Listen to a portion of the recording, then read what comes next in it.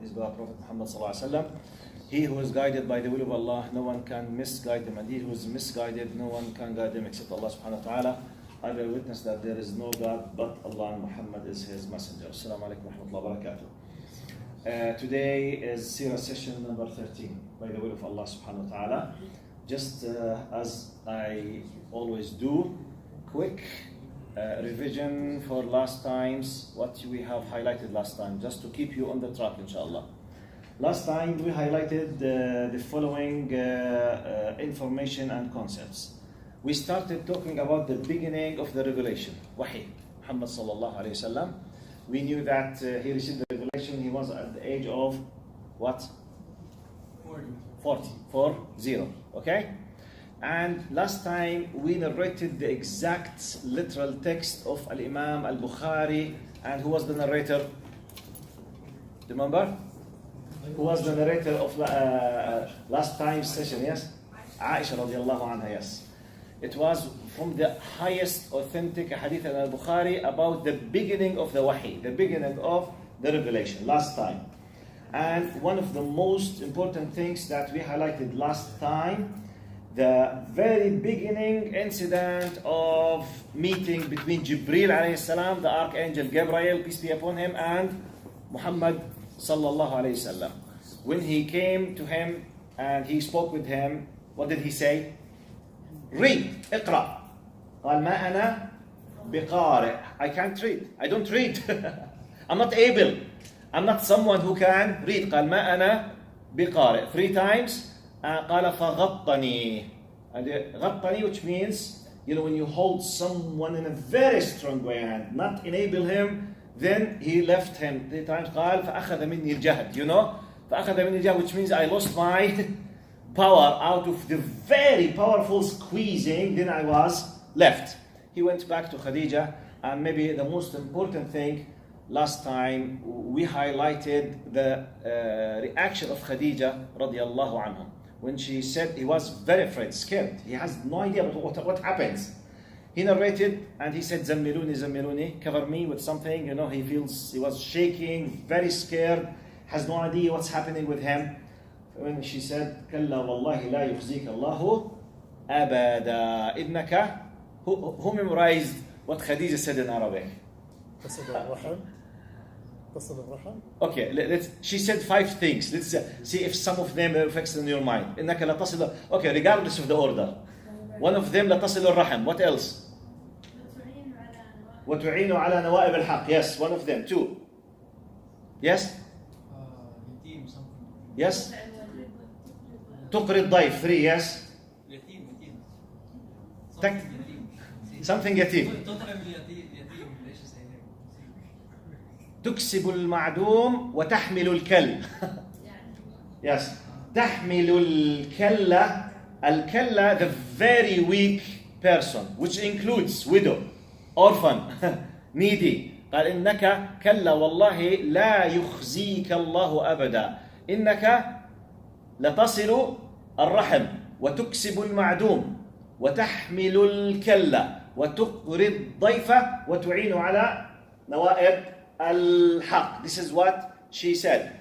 God will never disgrace you because you are always takes care of a family kinship, help the weak and people in need like orphans, give money for the very poor, you honor the guest by food and hospitality, you help against the disasters and catastrophes of life. This is what was the reaction of Khadija we highlighted last time.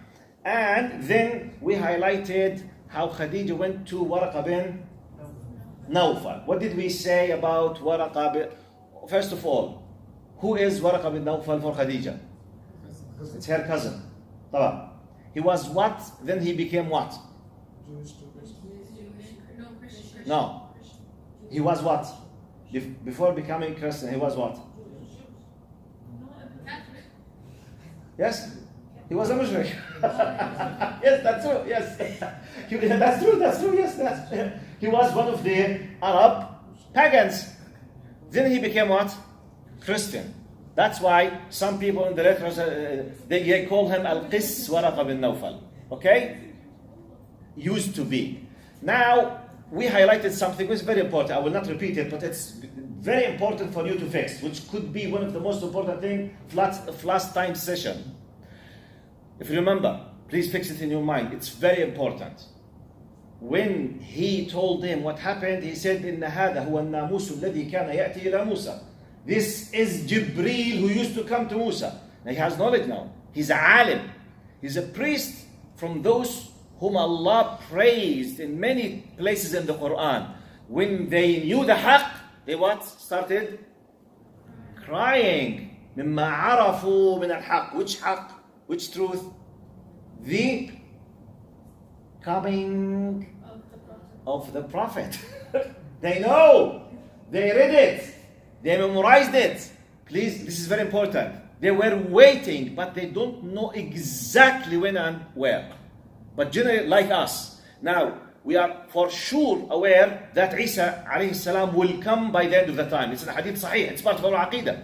ينزل عيسى في آخر الزمن. We know this. And he will be fighting the Antichrist. This is part of our aqidah. Do we know when exactly? We know for sure, as Prophet Muhammad ﷺ told us, that, for example, Al-Masih al-Dajjal قال على جبينه كافر يقرأها كل مؤمن.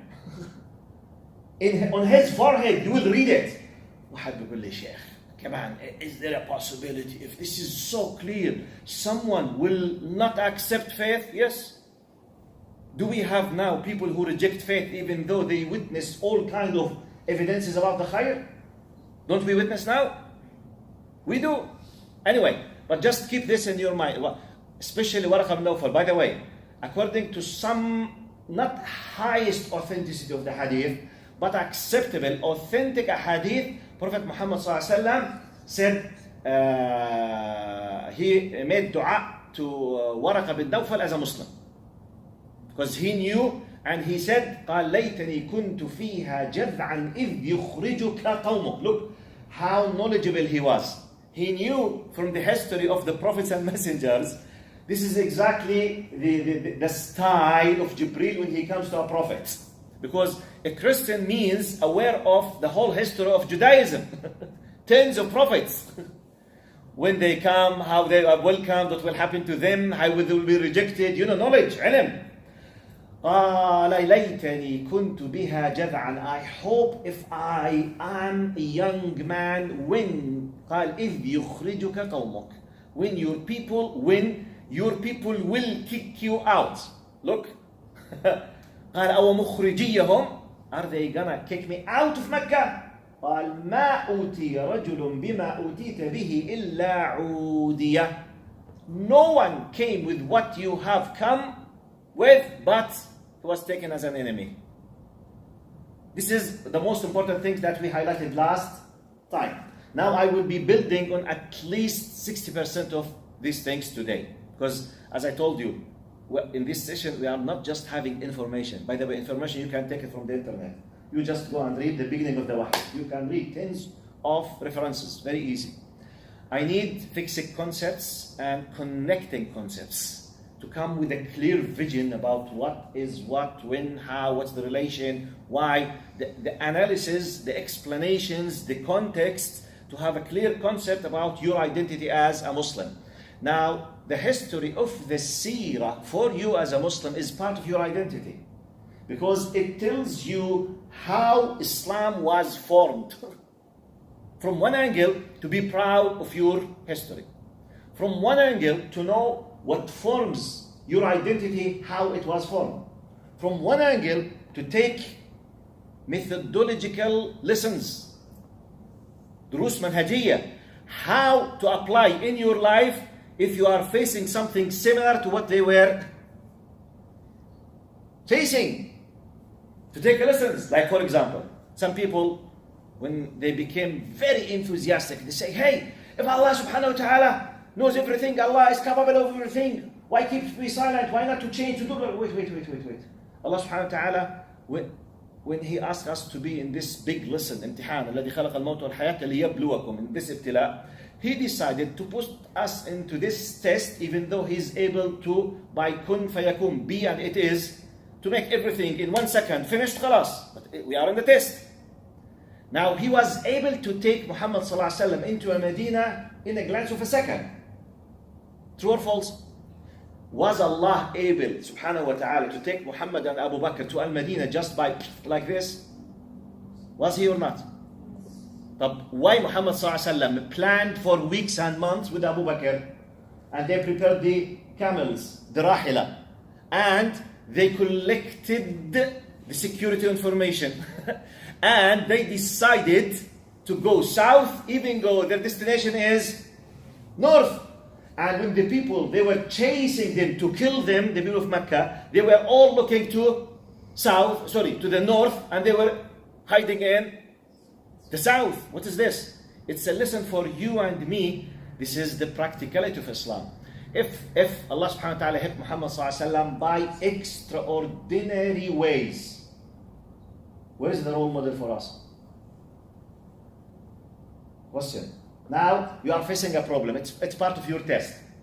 You are facing, for example, a group of people who would like simply to delete your existence in your country, in your place, in your identity. Okay? If I told you, Prophet Muhammad was patient. You say, Sheikh, please. Prophet Muhammad was guided by Allah, and Jibril helped him in a second. He solved his problem. Jibril is not helping me, and Allah is not directly helping me, so I can do nothing. You will have completely depressed, or will leave the faith, or simply you don't care. True or false? That's why he showed you in the 23 years tens and hundreds of examples, the practical application. Even though it was very scary, he might be killed, yet he did it in our words, a secure plan how to escape from your enemy. So that we need to know what the details, the tiny details. If you remember, when Muhammad ﷺ told Aisha about rebuilding the Kaaba, do you remember? What was the idea? What was the hadith about? Ya Aisha lawla? To demolish the whole Kaaba and rebuild it, right? Keeping the unity of the people. Okay, what was the idea that he did not do it for the sake of taking care of the graduality of the people and the reaction? Huh? What was the point when he said to Aisha about the Kaaba? Something has to do with the Kaaba. Culture? Huh? What, the culture? No, because people were so new into the religion. He said that if they were not so new, if they were not adapting, his priority was those people, to settle them, rather than going to and demolishing the Kaaba. Yes, Jazakallah khair. That's true. You remember? لولا أن قومك حديث عهد بجاهلية لهدمت الكعبة ولا أنشأتها على أساساته إسماعيل وإبراهيم. Unless your people are still so close from the time of ignorance, I would have demolished the full Kaaba and rebuilt it as at the time of Ibrahim and Ismail. This gives you an indication about how to put your priorities, even though taking care of Kaaba and rebuilding the Kaaba is something very important, but not more important than taking care not to do the fitna in the hearts of the people, for example. He's destroying whatever. You see, like for example, Prophet Muhammad ﷺ, he stayed for 13 years in Mecca making da'wah. He was worshipping Allah even though a lot of idols around him, the Kaaba. So he was not attacking, still he does not have this kind of power, the power of the state, the political power, the media power to negotiate. And he did not attack until they attacked him. You know the story before the invasion of Mecca. How many things happened? They started, they prevented them, they attacked them. He did not touch, he did not attack. It was just a reaction or otherwise. Even though he was powerful in the first few years, but he did not, unless they started, for example. Many things. This will broaden your mind when you talk. For example,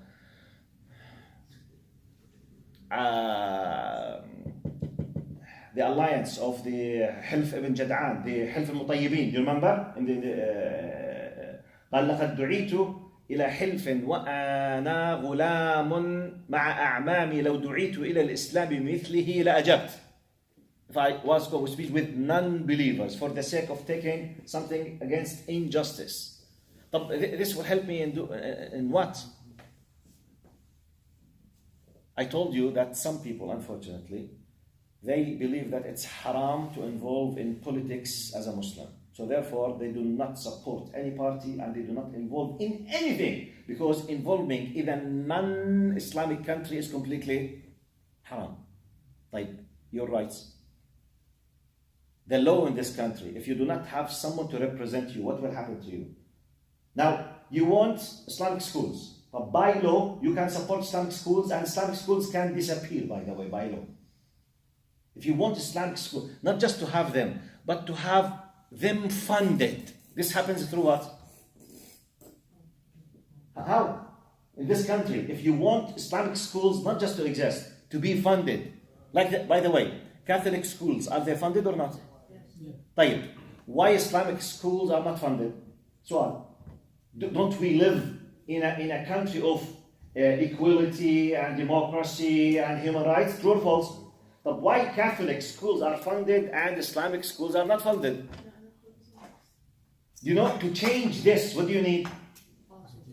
Politics, politicians, elections. Simply, you need someone to represent you there and to be a number with lobbying to show your power and to set laws. So it's not just a wishful thinking in our countries unfortunately, supposedly in many Arab countries, speaking about politics, it's a wishful thinking. Because there mainly you are dealing with dictatorship regimes. So politics means nothing except just when they have the power to get rid of you. But here, to a certain extent, if you can organize yourself to do something good for your community, you can do it through what? Politics. My point. When someone comes to you to tell you haram to be involved in politics, practically he's doing what? Practically. What? He's cutting off the Muslims from accessing the everything. You know sometimes when you have the veins that brings the blood to you, okay? As if someone comes and like this, stay as is and die slowly. Do nothing. No one will respect you. No one will care about your rights. Why I'm mentioning this? We learn from the Quran, from the Seerah. Do we have a valid evidence to be involved in politics? This is what I need by the ilm. And I'm giving you an example. And we are not just wasting our time memorizing information. Okay? When you see Muhammad sallallahu alaihi wasallam was making covenant with non-believers, dealing with them, sitting with them, agreeing with them, respecting the covenant, not attacking till someone breaks the covenant as non-believers. You come to this naive person and say, hey, where did you bring this from? Well, I feel, someone say, please. So, أطفئوا صف على اليمين. You know أطفئوا صف على اليمين?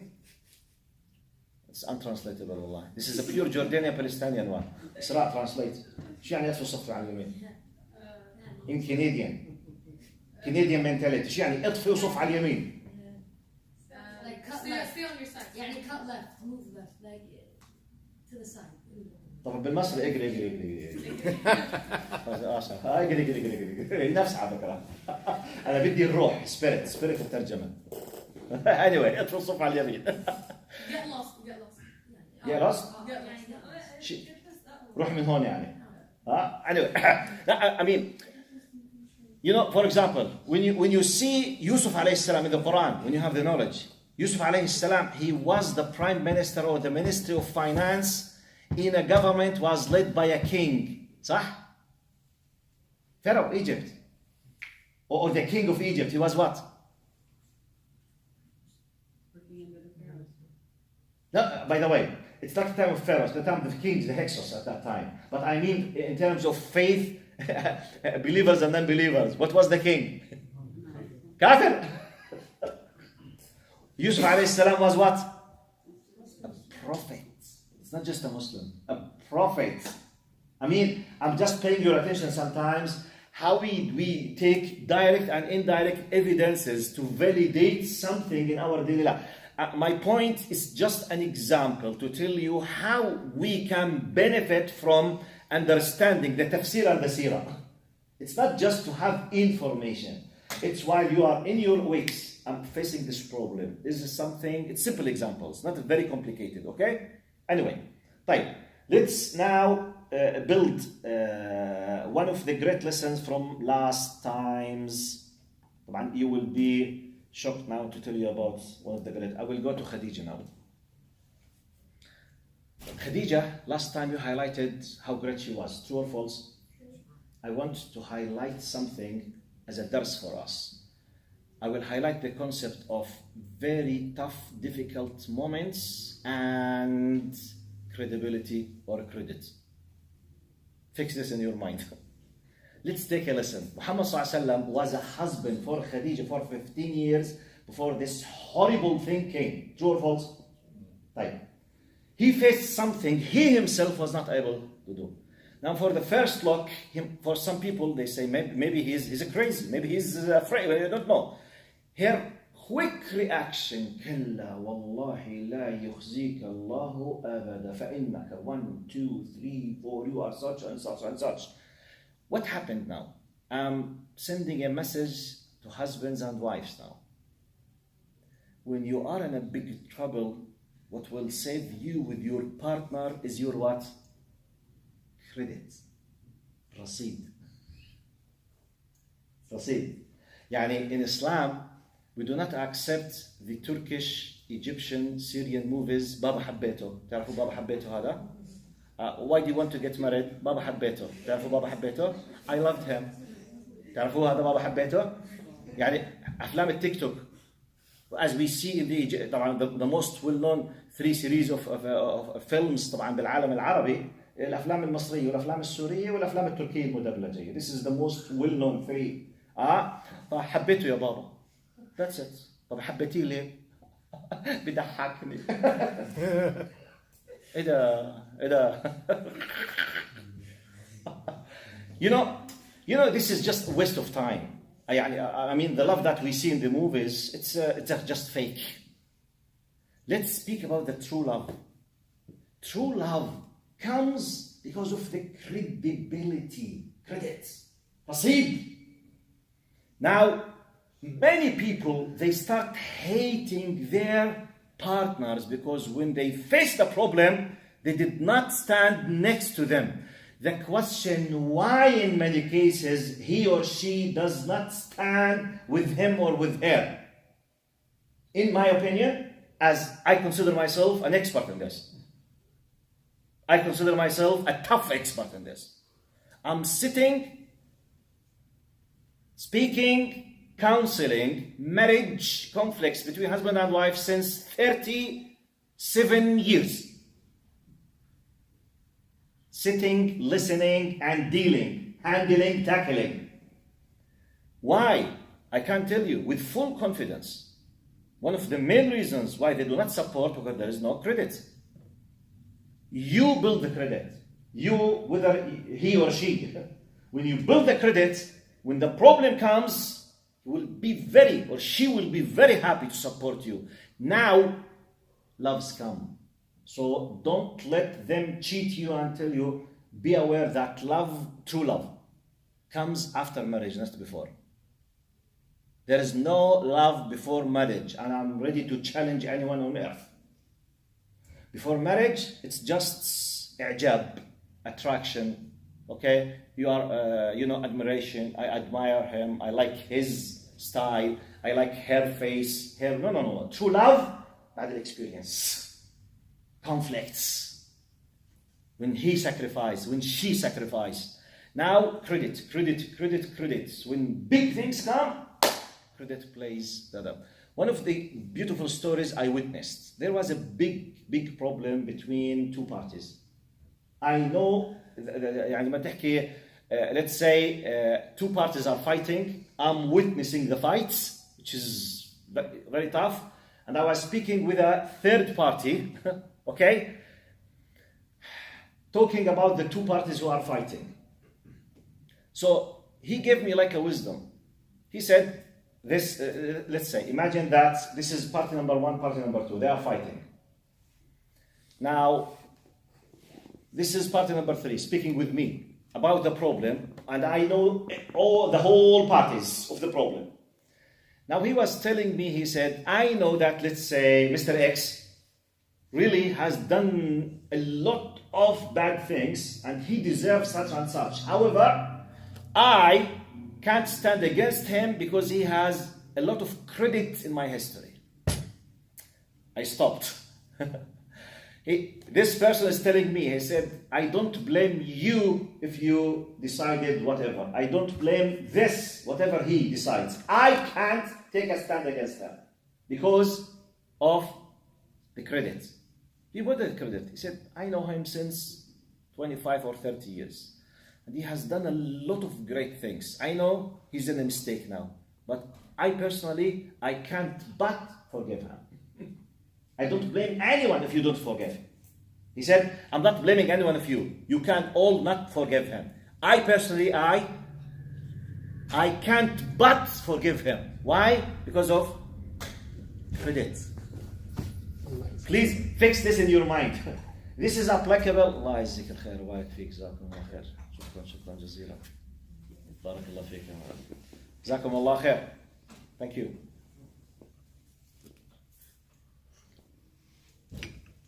So remember now, is it clear in your mind now? I know, it's not direct part of the seerah. But this is exactly what we need to learn. Khadija and Muhammad ﷺ, what they were doing is not just a philosophy. It's not just, we are not reading a philosophical fake novel. When you read a novel about unreal personalities, you go with your imagination, you just read, inshallah, he did this, but they are not real. No, we are talking about real incidents. Disasters. People against him. People fighting him. Now he will start being fought by the people. They will be throwing all kind of filthy dirt against him. Now his reputation, character assassination, she was all the time supporting. Why? Because he told her he's a prophet? Do you think that? But he told her, خلاص? Nah. Prophet Muhammad how did I conclude this? From the words كلا والله لا يخزيك الله أبدا إنك لتصل الرحم. She was witnessing him in his time, what he was doing with everyone. وتحمل الكل. Now he can't sleep sometimes صلى الله عليه وسلم in supporting the weak people. قال وتقري الضيف. Whenever a guest comes, she was witnessing for 15 years on daily basis what is. So please, let's take very important lesson. Your friends, colleagues, parents, husband and wife, brothers and sisters, okay? Anyone you love really him, or you think that you love him, don't depend on the fact that Allah has given you that khalas, she is my wife and that's it, or he is my husband and that's it, he is my brother and that's it. No. You must add always into your credit account. Always. You must. Because when whatever comes to reality, your credit will play the role in protecting your status, supporting you, standing with you, patience from other person to you, and this is applicable in everyone. But I'm concluding this from Muhammad ﷺ, the best of the creation, and Khadija, one of the best formed women in the history of humanity. This fix in your mind. For those who are not married yet, when you think about, asking someone to be your partner in your life, think in this way. And please, don't listen to Hollywood or Netflix movies that love comes before marriage. I believe with the following slogan: الحب شجرة تبتدئ بالزواج. Love is like great tree, but this great tree the seeds of this starts by marriage. Yani after marriage, you will start growing this big tree. Later on, you will find the fruits. This is from the reaction of Khadija radiallahu anha as a lesson, inshallah. طيب. Sorry. Now,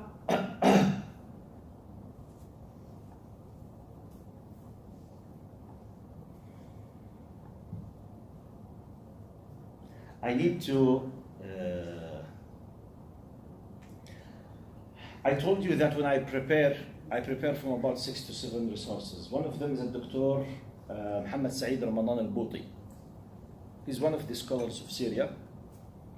He has a great book which is Fiqh Seerah.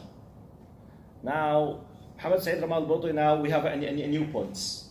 The concept of revelation, al-Wahy. I will read exactly what he said about this, and then I will highlight it as a new lesson for today, inshallah. يقول محمد سعيد رمضان البوطي قال حديث بدء الوحي هو الأساس الذي يترتب عليه جميع حقائق الدين بعقائده وتشريعاته وفهمه واليقين به هما المدخل الذي لا بد منه إلى اليقين بسائر ما جاء به النبي صلى الله عليه وسلم من إخبارات غيبية وأوامر تشريعية. He said, this hadith, this tradition, this prophetic, record of Aisha radiallahu anha, قال, it is the basic foundation that everything from the realities of this deen, which includes the faith, the regulations, understanding, and certainty in these things, they are like the beginning or the introduction that we need it. لذلك, here's my point. يهتم محترفو التشكيك بالإسلام بمعالجة موضوع الوحي في حياته ويبذلون جهدا فكريا شاقا في تكلف وتمحل من أجل التلبيس في حقيقته والخلط بينه وبين الإلهام وحديث النفس بل وحتى الصرع أيضا. How many of you understand Arabic? Can you raise up your hand? تقريبا 50%. Have you understood what he said? Okay, you understand Arabic, but have you understood what I said? Can you repeat it? Okay, I will repeat it. قال من أجل ذلك يهتم محترفو التشكيك بالإسلام بمعالجة موضوع الوحي في حياته صلى الله عليه وسلم ويبذلون جهدا فكريا شاقا في تكلف وتمحل من أجل التلبيس في حقيقته والخلط بينه وبين الإلهام وحديث النفس بل وحتى الصرع أيضا. Who understood from the Arabs? تفضل.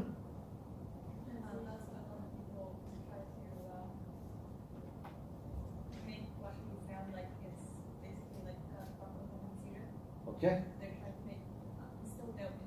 Who are they? Such as قال he said محترفو التشكيك بالإسلام. Anyone طبعا okay I will add more than جزاك الله خير. Thank you. Yes. I'll start from the beginning.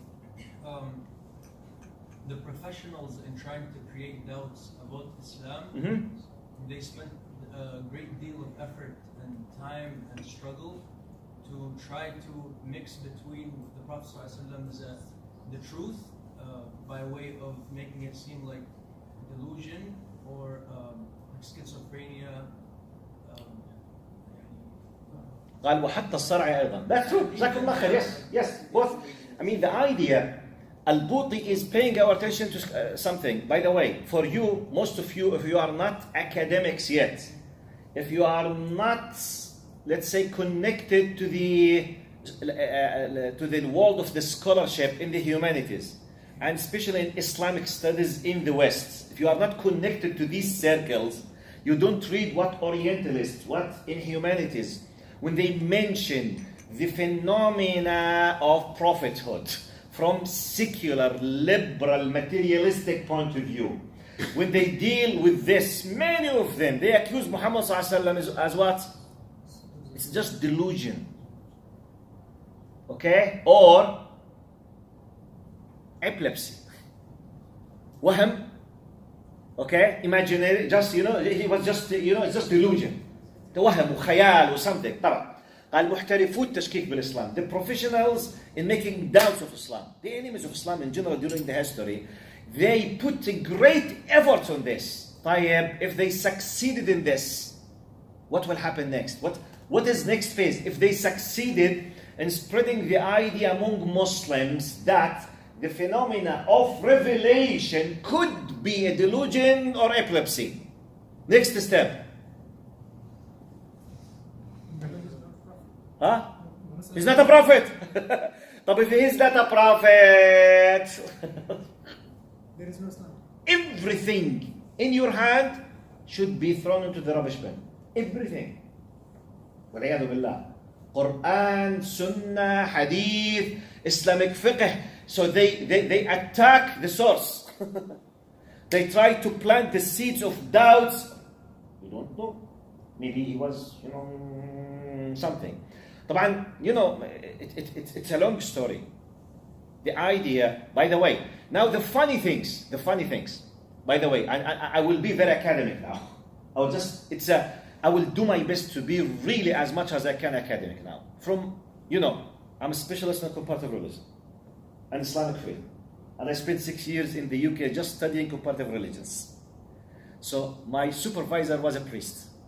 And 2 from my examiners, they were priests. Okay? Now, from my study about Orientalism, now 99.5 of those who attack Muhammad sallallahu alaihi wasallam as was facing epilepsy or delusions, they were Christians and Jews, not atheists. Christians and Jews, type. Judaism and Christianity is based on what? Believing in? The fact that the prophet didn't exist, otherwise the idea, rejecting the idea from its principles, it's just a funny joke. Because, excuse me, if you are an atheist, I can understand you are rejecting the whole idea of metaphysics. But if you are an Orientalist and a priest, you are rejecting the idea of prophethood. But what about the prophets of the people of Israel that you believe in your Old Testament if you are a Christian? Because I know, I will not tell a Christian priest because Prophet Isa, because he does not believe in Isa as a prophet. Because for him, Isa is what? God's incarnate, or God's whatever. Okay, the Son of God. This is not my point. But okay, now the Bible. What is the Bible? It's the holy book which contains what? Old Testament and New Testament. I'm talking about Christians now. Because forget Isa alayhi salam. Because for him, he is God's incarnation. So it's out of my discussion. Because when you read those who were attacking the concept of prophethood and it's impossible to happen, he was just a liar, depending on what? The idea, is it rejected intellectually for you? You are a Christian. You are a Jew. You believe in tens of prophets. And Musa alayhi salam met your Lord and brought you what's the point? On what base you are building this concept? Get my point? So by the way, if I'm dealing with, from my readings, the majority, they were Jews and Christians. The majority. If they were atheists, we can simply come to discuss the idea. How can we prove the possibility of prophethood? But basically, we will not discuss this. We should go to square number 1 to discuss the whole idea of possibility of the existence of the metaphysics, which is another discussion for atheism now. But in practice, most of those who wrote this against Muhammad, they were Jews and Christians. So I said, Subhanallah, La ilaha illallah. La ilaha illallah. Because it's a matter, they reject, they don't want. So it's just, they do their best. But in practice, they are contradicting their own faith if they reject the whole idea. And it happens, anyway, this is another point. But now, I want just to pay your attention to the importance of the idea of revelation. It's not just information, revelation. No, it's very important. You need to believe in that. And Muhammad ﷺ was a prophet. Because, from their studies, especially in the 16th century, 17th, 18th, when Orientalist studies, it was on its peak, they discovered that the only way that they can defeat, the Orient or Muslims in our areas, basically, just plant the seeds of doubts in their sources and origins. So one of the big points, the idea of revelation. One of the big points, the idea of prophethood of Muhammad sallallahu alaihi wasallam. One of the big points, the validity of the Quran. How can you prove that this Quran is from Allah. How can we know, for example, they make analogy with their Bible or with their Gospels. They say, okay, we had many things, no one knows. Okay, this is your problem, not mine. We did have the tawatur, and we can prove it by now, and we have scientific way to do it. We have. So in many cases, from my expert in dealing especially with, in the academic circles, with the priests in specific, they always try to make analogy. They say, we have this problem, so therefore this is applicable on you. I said, excuse me, no. You have this problem, this is yours. This is not my business. I don't have this problem. Yani, for example, now, Christians in general, academically speaking, they don't know for sure 100%. I said there is no consensus, no ijma', what was exactly the language that Prophet Isa alayhi salam, or Jesus, the Son of Lord, was preaching with. Do you know this? Koine Greek? He was speaking Koine Greek? Koine Greek? Yeah. What is Koine Greek? Koine Greek. Koine Greek? Oh, no, I'm saying there is no consensus. Oh, there's no consensus. This is my point. Because technically he was a Jew. True or false? So from one angle, he was supposed to speak what? Hebrew. Right, number one. Number two, they were living in Palestine at that time. At that time, more than 3-4 living languages all the time they were used there. The Aramaic, the Latin, and the Greek. There. And he himself was a Jew using the Hebrew. Now, so you have the Greek and you have and this and this. Some of them, they believe it was the Aramaic, and some of them, they say the Hebrew. But there's no consensus, 100%. There's no. 90-10, 50-50, 70, it depends on whatever. Now my points. So therefore, they have a problem with the translations. For us, do we have a problem about the language that Muhammad was speaking? No. So this is two incomparable entities. Right. For them, they have manuscripts and translations for the Greek translation or the Latin translation or the Aramaic manuscript that found 20 years ago, 200 years ago. This is just translations from copies in another languages, by the way. Okay? Do we have this problem? Now. On earth now, wherever you go a small child in China, a Muslim, and another one in South Africa, a third one in Finland, a fourth one in Los Angeles, fifth one in Tokyo. You just connect them into Zoom. Ask them in 1 second. Read Al-Fatiha. All of them, they will say in Arabic. Alhamdulillahi Rabbil Alameen. This is American, by the way. This is American. Brazil, Tokyo, China, Muslim, child. Put them just one time. Say Alhamdulillahi Rabbil Alameen. Not one of them will be saying all praise and thanks are due to Allah. And anyone will speak in Chinese because it is a Quran. It's not Quran. Quran is in Arabic. The language is preserved. This is mu'jiza. So two incomparable entities. Okay. By the way, my point is not Jews and Christians now. My point, how to defend your history. But when someone else comes and tell you, look, you have this and such problem, if he is from this or that background, you need to know how to reply.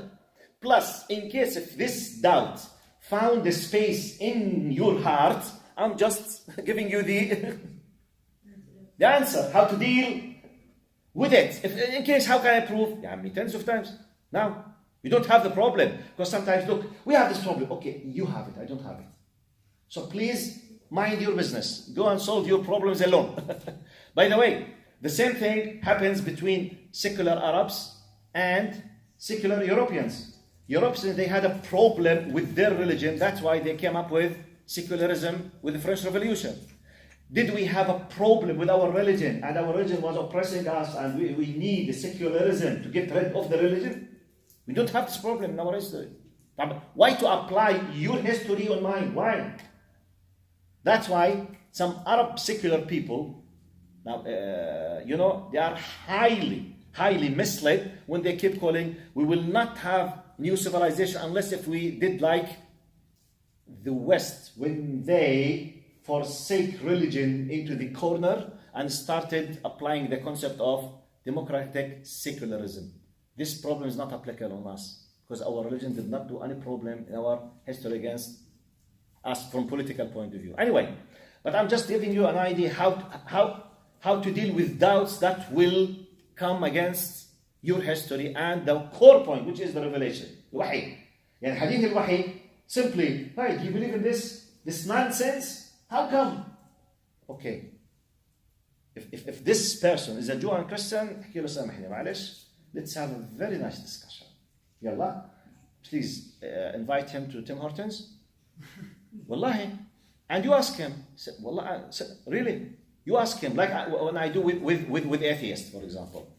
Atheists, they keep attacking, Arab atheists especially, keep attacking Islam, Allah did Allah. So I said, look, you atheists, you deny the existence of Allah, true or false? Like, why you keep mentioning Allah?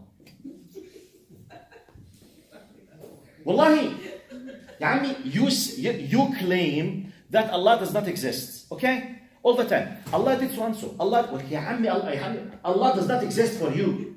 Please speak with me about what you think. You know, Allah does not exist. Let's start a new phase as you believe. He can't.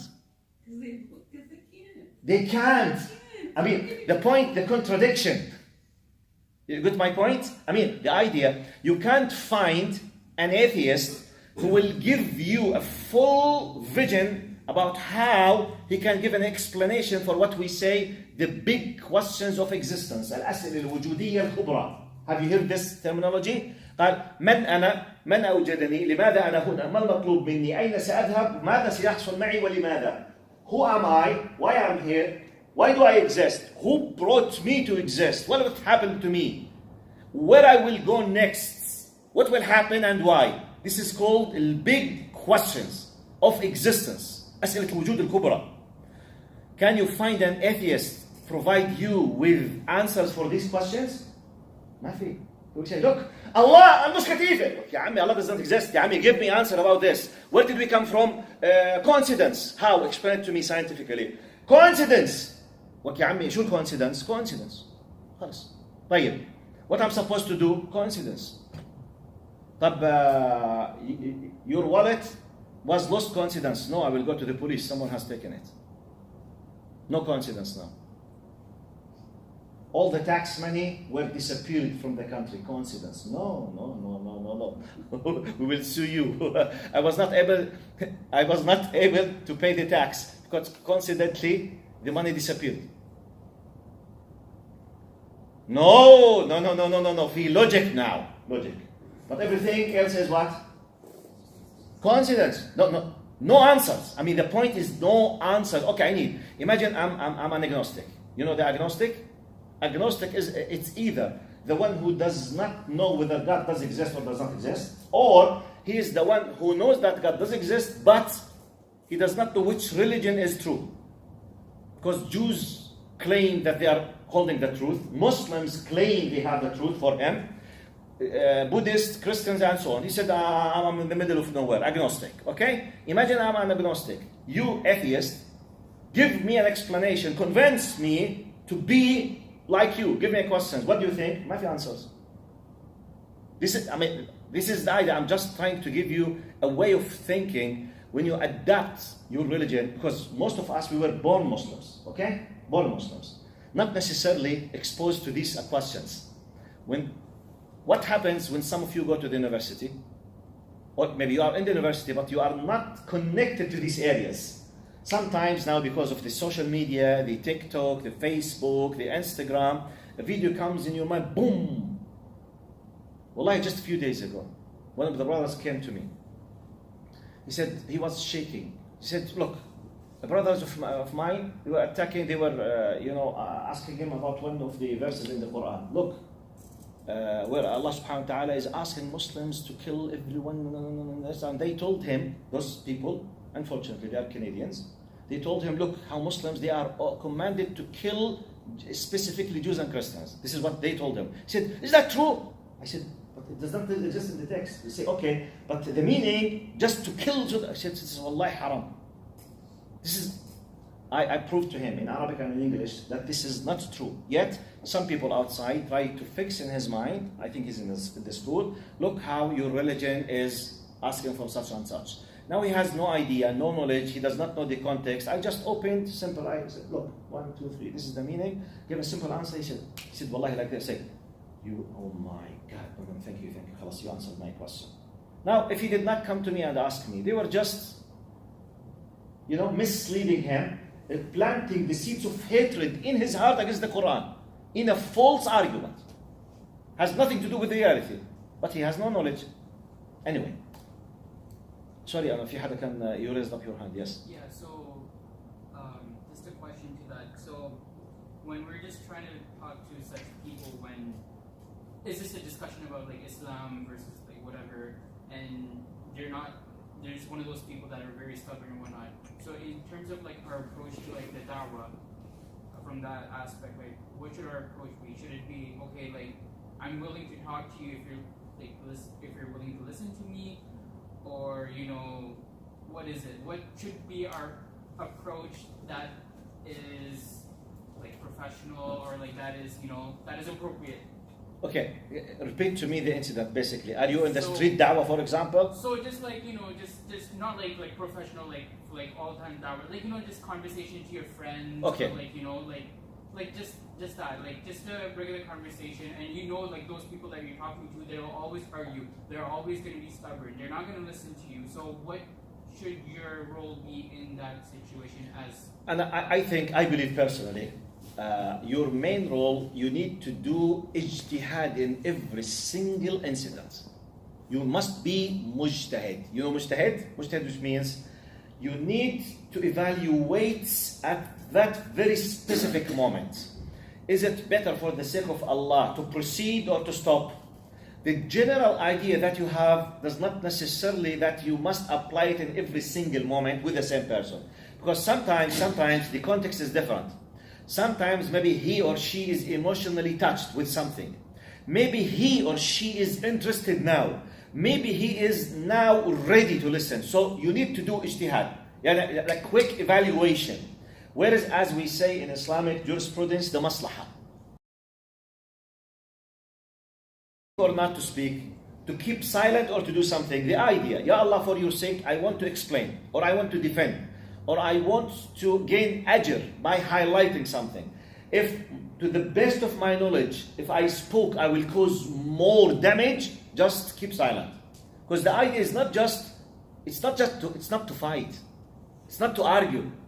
It's to prove the truth for the sake of conveying guidance for the sake of Allah. Because Islam is not my property. We need to know this, by the way. The fact that you are a Muslim, it's a gift from Allah. The fact you know something about Islam, Allah has favored you.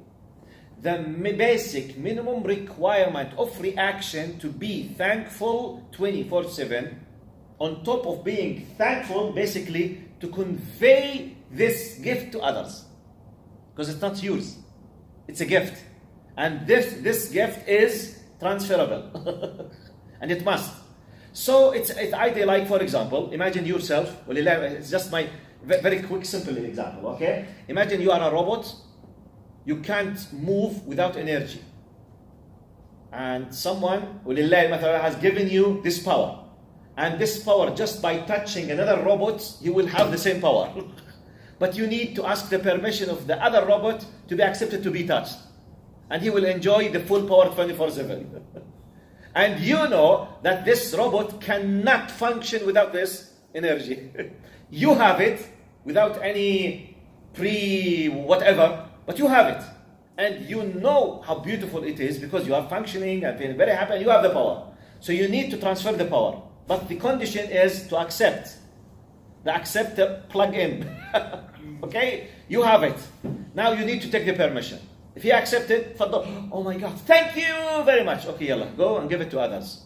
And the beauty of this power, whatever people you have given, you lose nothing. You will be increasing the power. It's like, for example, it's designed in a way, whenever you give, you increase. It's like this. All the time, I want to be more happy, give. This is how we should view Islam. So the idea, okay, what shall I do? No answer. Do ijtihad. What is the best maslahah for the sake of Allah? It's not just to, as we say, بالعربي شو معنى تكسر عينه؟ تكسر عينه يعني تعرفوا ايش معناه؟ Humiliate him. ها؟ Humiliate. Humiliate? Yeah. Humiliate. Yeah. يذل. To have كسرة العين تعرف؟ يعني أنا ما بديش أثبت له إنه هيني it's not my point. Humiliate. to have one up on. Okay, now for example, if I'm arguing and I have something I can't really smash him into pieces, but I felt if I did it, I will not gain him to Allah. Stop doing it. What if he deserves, even though? It's not worth it. No. I mean, my point is not to overcome. My point is not to break. My point is not to humiliate. My point is to convey the message in the best way. If conveying in X way, do it. B way, do it. C way, whatever. By this is the purification of the knee for the sake of Allah subhanahu wa ta'ala. Clear? But on that specific points, any question? Before I continue. Right. Now, next point. اللهم صل على سيدنا طيب أنا you know, by the way, and when I prepare, I go to every single possible meaning or concept that comes into my mind and bring it to here. Okay?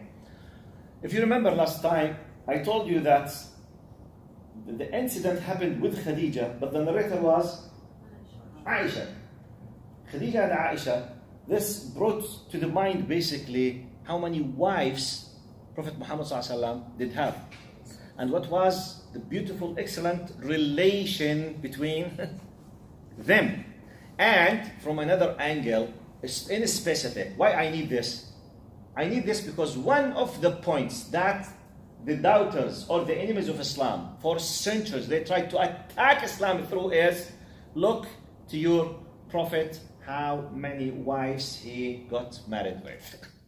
Look, you know, don't tell me that he was a prophet, he was just seeking, you know, sexual pleasure. طبعا, wow, 11, by the way, Prophet Muhammad ﷺ, he married 11 wives. Now, in his lifetime, 2 of them, they passed away. Khadija radiallahu anha and Zainab radiallahu anha, the Zainab bint Khuzaymah, yes, Jazakallah khair. Zainab bint Khuzaymah, not Zainab bint Jahsh, okay? Now, when he was alive, 2 of them passed away. When he passed away, he left behind him 9 of them. I will mention their names now. But my point now, as long as we mentioned Khadija and Aisha, I need to highlight in your mind, because you know, Khadija, we mentioned her as a wife, as a partner, as a credibility. Now let's talk about another aspect in the life of Muhammad ﷺ between Khadija and Aisha, and to mention the number of wives, and to mention the relation between the wives, and to have a broader idea. Now, Aisha radiallahu anha, from one angle, look how great this Islam is. Please fix in your mind how great this Islam is. Aisha used to feel very jealous from Khadija. This is not my conclusion. This is the direct met by Aisha herself, literally. What did Aisha said in a hadith sahih, narrated by Al-Bukhari? She said, كان رسول الله صلى الله عليه وسلم يكثر من ذكر خديجة ويحسن الثناء عليها. قال حتى فذكرها يوما. He said he used, Aisha says, Prophet Muhammad صلى الله عليه وسلم used to mention Khadija a lot. طبعا when Aisha started to be a wife of the Prophet, Khadija has already passed away many years ago. So Aisha and Khadija, they did not meet as wives with the Prophet Muhammad ﷺ, okay? So for her, she used to hear about her. Now, and we all know that Prophet Muhammad ﷺ, the most closest and beloved to his heart was Aisha. In her time, every time he used to mention Khadija, اللهم ارض خديجة, اللهم اغفر لخديجة, اللهم ارحم, قال فأخذتني الغيرة يوما. He said, once, I was taken by jealousy. I could not stand. Then she replied, now she's admitting by herself, against herself, narrating this about herself. Look, with the believer is so honest. قال فأخذتني الغيرة. I became very jealous once, a time, and I said, يا رسول الله, أو ما زلت تذكر تلك العجوز. وقد أبدلك الله خيرا منها. You know what this mean? Oh my God. رضي الله عنك يا عائشة. She said, oh, the messenger of Allah, do you still mention that old woman even though Allah has given you much more better than her? You know? Now from an angle, this is a normal discussion between a wife and a husband, by the way. Because we say, okay, how do you... No. Now Aisha, she's enjoying this, the beauty of dealing with her husband. Now at that specific moment, as a woman, as a female, she felt jealous from another woman. فمحمد صلى الله عليه وسلم, he replied, قال لا والله ما أبدلني الله خيرا منها. Look now to the concept of the fulfillment, al-wafa. He said, by Allah, Allah has not given me better than her. Pause now. Who pushes Muhammad to say this? I mean, if he said, oh Aisha, you are the best, forget Khadija, if he did it, I mean, who cares? He did not. This is what? High ethical standard of keeping, okay, the right, Allah wallahi, she was the best. Even though Aisha is the closest to his heart. But he did not compromise. He said, no, she was the best. قال لا والله ما أبدلني الله خيرا منها فقد واستني قد آمنت بي حين كفر الناس وصدقتني حين كذبني الناس وواستني بمالها ورزقني الله منها الولد. اللهم ارضى عن خديجة، اللهم ارضى عن خديجة، اللهم ارحم خديجة. عائشة قالت فآليت على نفسي ألا أذكرها ما حييت. He said, now Prophet Muhammad sallallahu alaihi wasallam, no, by Allah, Allah has not given me better than her. No. She believed in me when everyone else, did kufr against my religion. She believed me when everyone did not believe me. She supported me with her money, and Allah gave me the offspring from her. Fatima, Kulthum, Abdullah wal-Qasim wa Fatima wa Kulthum wa Zainab wa Ruqayya. All of these six basically from Khadija radiallahu anha. قال اللهم أرضى. May Allah be satisfied with Khadija. May Allah be pleased with Khadija. Aisha said, I took a decision and oath between myself and said, by Allah, I will not mention Khadija anymore. This file is closed. Khalas. Okay, now, but my point is not this hadith, by the way. I want just to pay your attention. Even though Aisha has this attitude toward Khadija, yet look how great Aisha when telling us about one of the greatest truth and the greatest credit that was accredited to Khadija. By the way, simply Aisha could have claimed that, I don't remember, and she did not narrate this hadith. Could have claiming, for example, Wallahi, someone else will talk about it. No. This is, this is Islam. She said, now, Aisha, it's the longest, and the way, the strongest hadith about the wahi. It's not just, now this hadith is about revelation. And in the same time about Khadija. So whenever revelation is praised, Khadija is praised. Because when revelation came, the one who fixed Muhammad sallallahu alaihi wasallam to accept the idea and to realize what it is, it was Khadija radiallahu anha. So basically the credit goes to Khadija. Who's the narrator? Aisha. Even though she had that feeling. But زي ما يقول, as they say, I think Tunisians, هذه برشا وهذه برشا. إيش بيقولوا؟ يعني this is something and this is something. يعني I think they said يعني مش معنى يعني هاي قصة وهاي قصة أو هذا شيء وهذا شيء يعني ما تخلطش الشيئين ببعض. It's, by the way, like a big high ethical standard of attitude. This is the case. So it's good to know this about the wives of Prophet Muhammad. Another lesson about the wives of Prophet. Now, it's good to know when they attacked Muhammad that he married many wives, by the way, except Aisha radiallahu anha. The 10, they were either divorced or widows. Some of them, they were elder than Muhammad widows or divorced, and some of them elder. They were trying to accuse Muhammad that he was motivated just sexually. If that's true, who prevented Muhammad ﷺ from having the best beautiful Arab woman?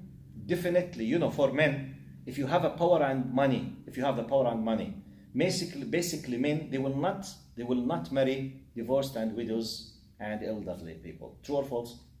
Definitely, they will go to young single women, and because they accuse him that he was a genius Arab desert man who were able to manage gathering Arabs in the Arabic Peninsula and to do. If that's true, you tell me why to choose 9 out of 11. Now, if that's the case, before he claimed, as you claim, that he claimed the prophethood, 15 years, why he was stuck just with Khadija for 15 years? You give me an answer. By the way, the sexual appetites or attitude, if I may put it in this way, is stronger when the man is younger or older? Younger. طيب. For you, Muhammad was an Arab, just, not a prophet. طيب, he was sexually motivated. From 25 to 40, he had just one wife. He was, by the way, do you know Arabs before Islam, some of them, they were married from 100 women? By the way, when Islam came, limited marriage by 4, reduced from 60, 70, 80, 25, 27, 97 into 4. Most of the Arabs, they had wives by tens. Do you know this? Do you know this? So when we speak about, if you are accusing Muhammad that he was sexually motivated, you tell me what prevented him from having the best, beautiful, single, young girls. You give me an answer. No answer. You know why? Because simply was commanded to marry by Allah subhanahu wa ta'ala. What was the reason? The reason conveying the details that we are listening to now. Each one of them, we have hundreds of hadith. One of them by Salama, one of them by Hafsa, one of them by Safiya, one of them. Each one of them, they were, like, وَلِلَّهِ الْمَثَلْ الْأَعْلَى. It's my words, okay? Not any of the scholars. I'm just trying to make it simple. The wives of the Prophet, they were like CCTV cameras in our words now. Wallahi. But CCTV cameras in the privacy of Prophet Muhammad sallallahu alaihi wasallam. Because we can't go inside. How do we know how he used to sleep? How many times he used to do qiyam or tasbih? How did he do the ghusl? How did he do? All these tiny details. How many times, what he said, how he helped her wives. When he became angry, how many times he used to be inside and outside the same. 24/7, Safiya, Habiba, Zainab bin Jahsh, Aisha radiallahu anha. Each one of them is narrating this angle, that angle, this aspect, that aspect, this aspect. You put them together, La ilaha illallah. You realize the wisdom of Allah subhanahu wa ta'ala. Now, if someone full of hatred insists to accuse Muhammad, it's because of his hatred, not because of the reality. I might agree with you, if he married the 11, just all of them, they were just queen of beauties, all of them, they were single and young. It's not the case. How come you accuse? How come? Depending on what? Except ignorance or hatred.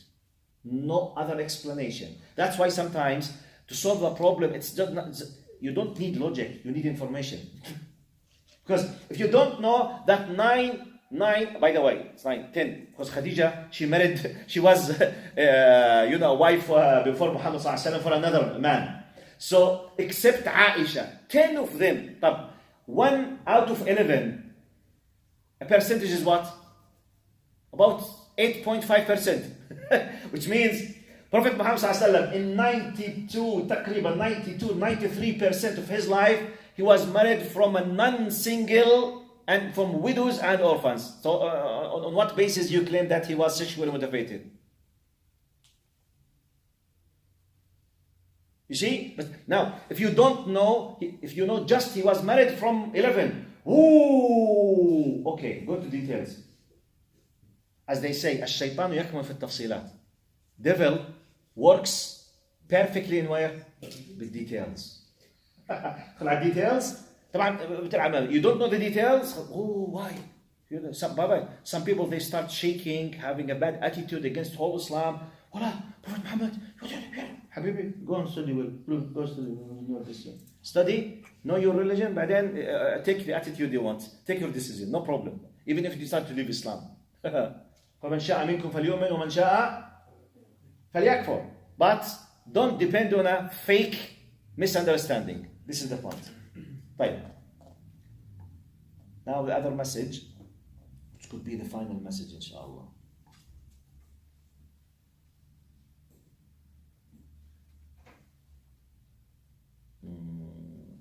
Okay, now next point I have الدعوة السرية والمسلمين الأوائل, which is the starting of the da'wah. Now to be honest with you, I prefer to start it next time, inshallah, because this is a completely new topic.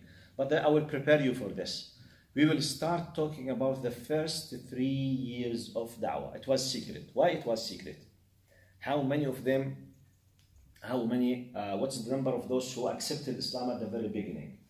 Some of the big names of those people who accepted Islam. What is Dar, or the house of Al-Arqam ibn Abil Arqam? What used to happen there? When they decided to declare Islam by the end, near more or less, of the 3rd year, who was behind this idea? What happened next? What is, let's say, the base of making da'wah with the ties and relatives and something? We will highlight it next time, inshallah. So I will stop now. We have, I think, about 12 minutes to the Isha. If you have a question, ask me. Or otherwise, I will stop. Fadal, Sid, yes. So, Sheikh, one of the reason was Allah commanded him to marry. But correct this, that through the wives, he got access to different tribes for the purpose of dawah. Jazakallah khair. That's, yes, this is, by the way, the wisdom behind many wives, it's a long, I mentioned some of them. Brother Jazakallah khair is reminding us about some of the other wisdoms behind marrying more than one. Some of them, the main reason, for example, Safiya radiallahu anha, Juwayriyya radiallahu anha, you know, in many cases, sometimes when he was married from a woman, by her marriage, her all tribe, they became Muslims.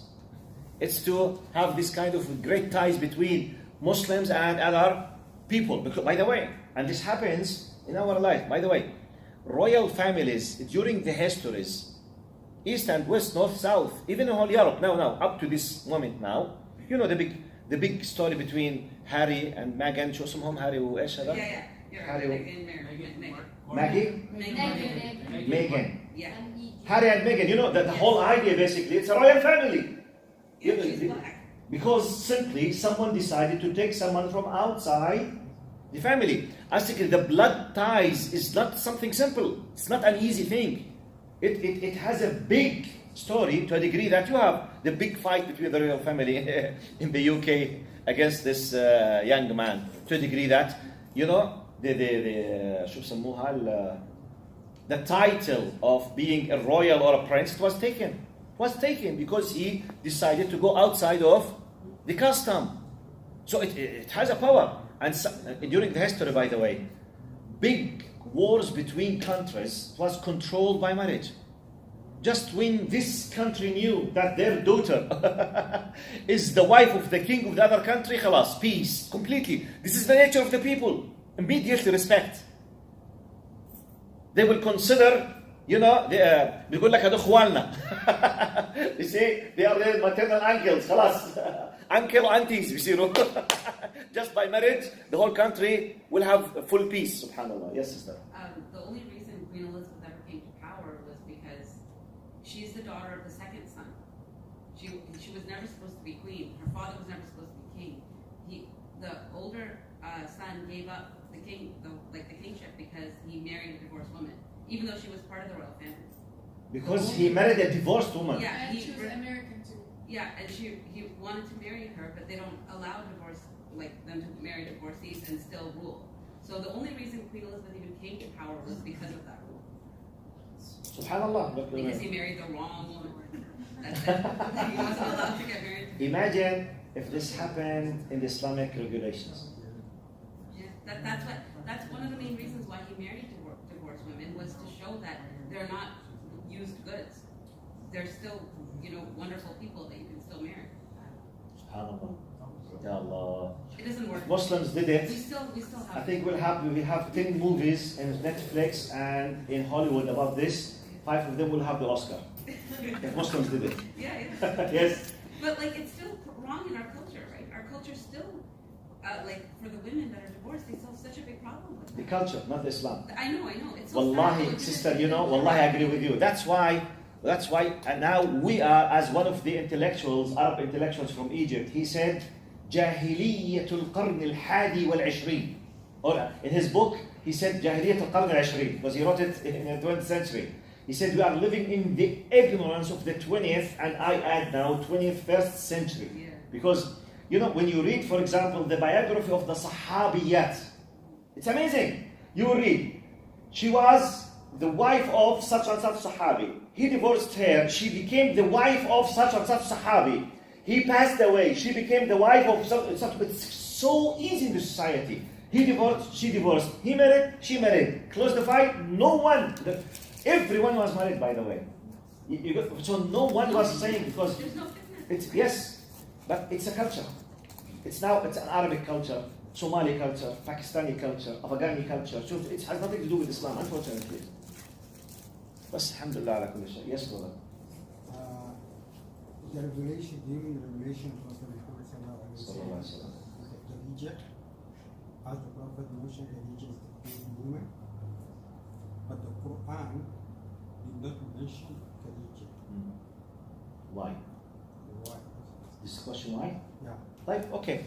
He's asking, it's a very good question. He said, even though Khadija is a great woman, yet Quran did not mention Khadija. Okay. Quran did not mention Aisha. Quran did not mention Abu Bakr. Quran did not mention Sa'd ibn Mu'adh. Quran did not mention Sa'd ibn Abi Waqqas. Quran. Who said that Quran must mention everything? That's why in our Islam, we have Quran, the constitution, main big rules, and we have this Sunnah, which is the explanation, the details for 23 years. So if something is great, that does not mean necessarily must be mentioned literally in the Quran. It's the wisdom of Allah subhanahu wa ta'ala distributed with وَمَا أَتَاكُمُ الرَّسُولُ فَخُذُوهُ وَمَا نَهَاكُمْ عَنْهُ فَانْتَهُوا. Which means, Prophet Muhammad, why Prophet Muhammad was sent? He's a representative of Allah subhanahu wa ta'ala to give us the extra now. So Quran and Sunnah all together is our religion. So she's mentioned in many hadith sahih. No problem that she's not mentioned in the Quran, because we have a lot of great things not mentioned in the Quran. Quran is like a constitution, general guidelines, not detailed. And now look, when I speak about, imagine if we wanted to mention all the great wives of Prophet Muhammad in the Quran, for example, and all the great people in the Quran could be 100 volumes. So no one will be able to deal with it. That's why the Quran, it's a book of guidance as general rule. And by the way, this is the concept of constitution. Now any country, they have a constitution. Constitution could be just 20 pages, 30 pages, 50 pages, 100 pages, like constitution. Then you have what? Laws, qawaneen. Then you have regulations. Now you have for example, the maritime law. You have the political law, now parties law, whatever, financial laws, okay, and you have details, but you have a constitution. General guidelines, this is the Quran. Clear? Yeah. Tamam, Jazakallah khair. Yes? Yeah, brother. You were talking about love, how love exists after marriage. Love, yes. But the thing is, right now, it's been happening for time, but a lot of people, especially young people, Can you speak a little bit louder? Sisters, can you just please pass up? a lot of people debate about the love thing, whether it's before or after. Or marriage. after, yeah. So you spoke about how it exists after marriage, right? You give clear examples. A lot of people, especially young people, because of what they see, what they hear in conversations, how society is constructed, they will argue and even defend and believe that love exists before marriage, right? What are ways, as far as examples, or just things that you could say to us to better equip ourselves for this debate? Because we see it all the time, we hear it all the time, and people are always going to continue to have this. Okay, I will give you the Quranic evidence for this. When Allah subhanahu wa ta'ala, do we need more than when Allah expresses? Right. When Allah talked about this specific relation between male and female, وخلق منها زوجها وجعل بينكم مودة ولا محبة؟ ورحمة. مودة ورحمة. Why Allah did not mention love? Why did not say محبة ورحمة? He said what? وجعل. You know? جعل can be translated in English, created within you, like it said, your destiny. That when you get married, you will have mawadda and rahma. Where is love? Why he talked about mawadda? Because love is just a feeling. It's just a claim. It's just a shu'ur. It's an attitude. Mawadda is what? The practical application of love. Because, by the way, that's why we say, for example, I love you. Okay, prove it. We say it now, prove it. Now, even when a boyfriend, girlfriend, forget haram and halal now. For outside the fold of Islam. Okay, I love you. You love me, please prove it. Prove it. If you don't prove it, your love is nothing. So it's not love. The real love will be approved to be a real love when it is applied. What is the applicable love? Mawadda. Like, the mawadda comes when in Islam, because by the way, because you come to me, okay, it's when they deal with, in Islam they have no right to deal with each other or to sleep with each other or to be alone with each other except through the gate of marriage. So when they deal with each other, now in my words, when they have, for example, he sacrificed for the sake of her, for example, practically, go to your father and your mother, every one of you. Now, I can claim that I love my wife. You can claim, I love you. She can claim that, okay, fine. Practically, what happens in real life? In real life, possible quick scenarios. Scenario number 1, her family is very bad with him. Scenario number 2, his family is very bad with him. Possible or not possible? Fine.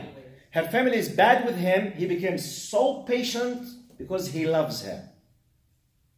This will be transferred into gratitude to him, the real seeds of love, because he was patient even though her family was bad, or vice versa. Right. Next scenario, possible scenario. They were married, they want to do such and such, a lot of plans, beautiful plans, strategic plans. Bang! She became sick. Post-corona syndrome, 2 years on bed. Does nothing. No food, no cooking, no visits, nothing at all. Okay. 2 years, or even a few months. Many of them in the hospital. Or car accident with him while working to bring food. Car accident, 7 months in the hospital. Now, who takes, I don't stand it.